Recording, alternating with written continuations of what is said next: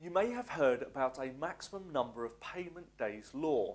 In this video, we'll explore the Late Payment Directive and what it means for you as a supplier supplying the UK supermarkets.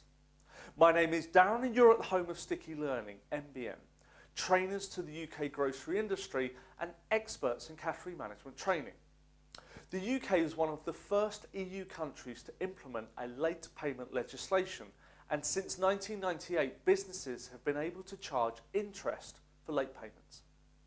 In March 2013 an EU law came into force. The new rules are simple.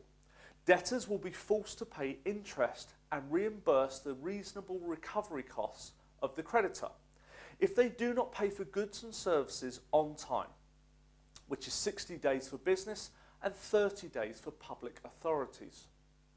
The 2 points to note are that 1.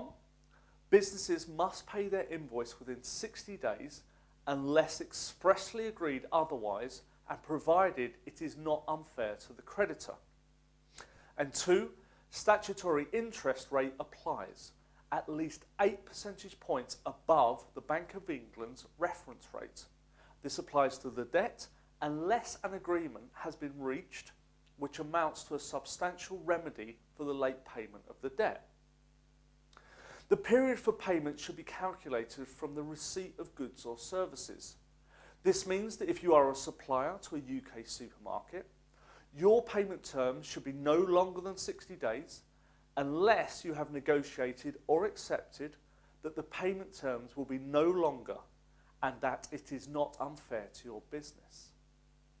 Now that you understand a little more about the Late Payment Directive, please click the link in the description below to read the UK government's full report, which is called A User's Guide to the Recast Late Payment Directive.